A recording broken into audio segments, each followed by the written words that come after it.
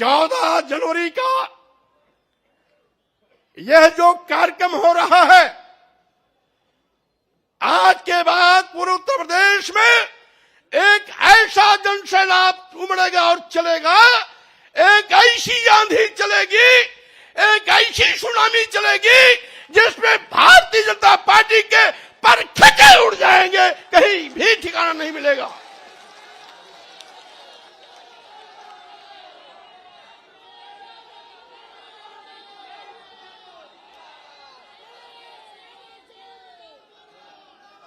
और साथ ही साथ मैं ये भी कहना चाहता हूं, स्वामी प्रसाद मौर्य ने पार्टी भले न बनाई हो, लेकिन किसी भी पार्टी से हैसियत कम नहीं रखते हैं।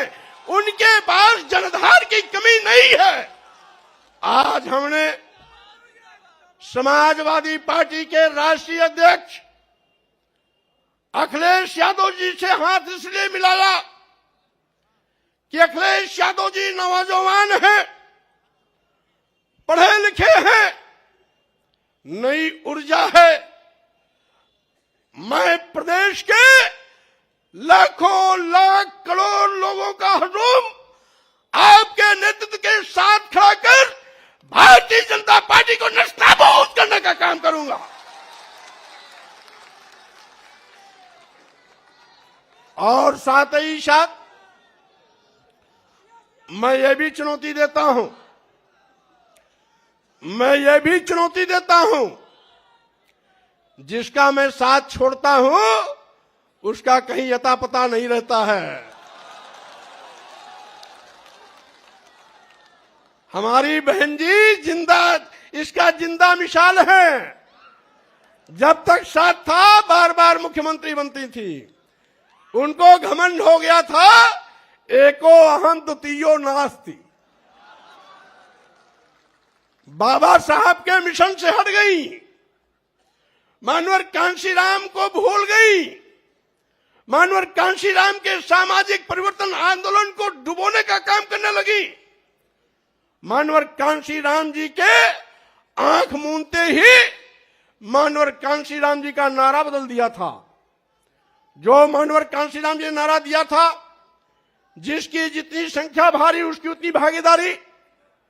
बहन मायावती जी, मानवर कांशीराम के इस नारे को बदलकर दूसरा नारा इजाद किया कि जिसकी जितनी तैयारी उसकी उतनी भागीदारी। का मतलब थैली वालों के पीछे खड़ी हो गई।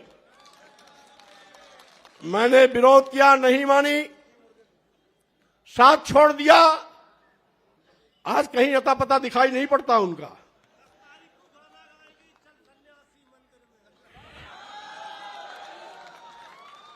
और मैं कहना चाहता हूं, भारतीय जनता पार्टी उस दिन तक तीसरे स्थान पर थी जब तक मैं बहुजन समाज पार्टी में था। बहुजन समाज पार्टी नंबर 1 पर थी उस दिन, भारतीय जनता पार्टी तीसरे पर थी। भारतीय जनता पार्टी तीसरे पर थी। अब जैसे ही बहुजन समाज पार्टी छोड़ करके भारतीय जनता पार्टी के साथ हमारा भारतीय जनता पार्टी आकाश चढ़ गई। अब भारतीय जनता पार्टी के लोगों को मैं फिर कहना चाहता हूं, आपके बुरे दिन आ गए।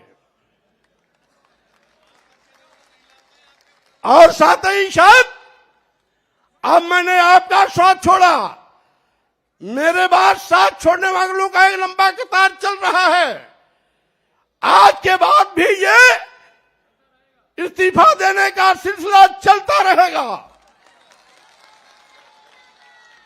और साथ ही साथ 2022 के विधानसभा चुनाव में जब 10 तारीख को परिणाम आएगा,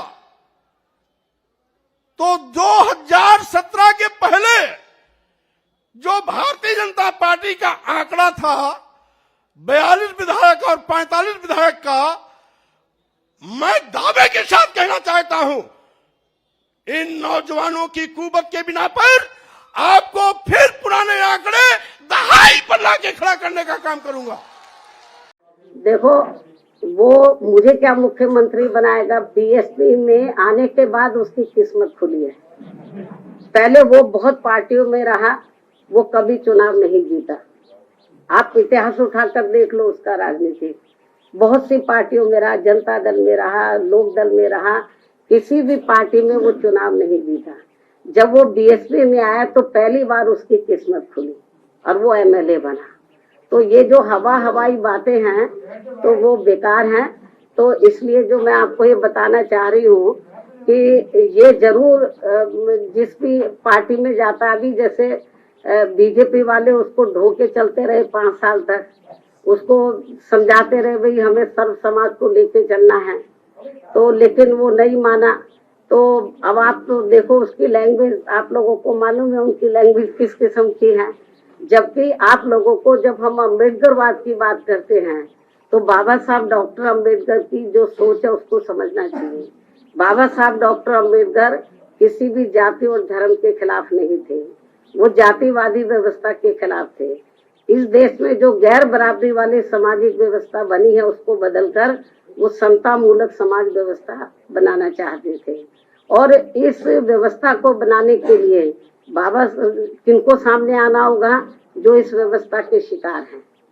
तो जो इस व्यवस्था के शिकार हैं उनको अपर कास्ट को भी साथ में लेकर जब सर्व समाज में भाईचारा पैदा हो जाएगा तो तभी तो समता मूलक समाज बनेगा।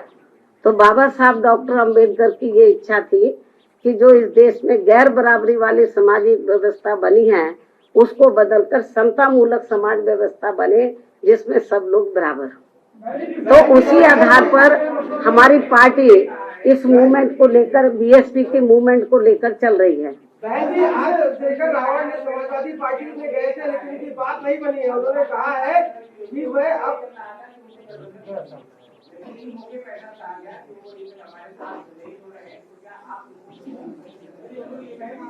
इसका सवाल आप उसी से पूछे। हम किसी भी पार्टी से, तो मैं मीडिया बंधुओं को ये बताना चाह रही हूँ, हमारी पार्टी किसी भी पार्टी के साथ कोई गठबंधन नहीं कर रही है।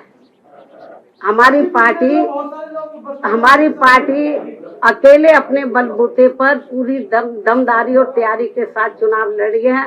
हमारा गठबंधन किसी पार्टी से नहीं, हमारा गठबंधन सर्व समाज में भाईचारा पैदा करके ये गठबंधन चल रहा है।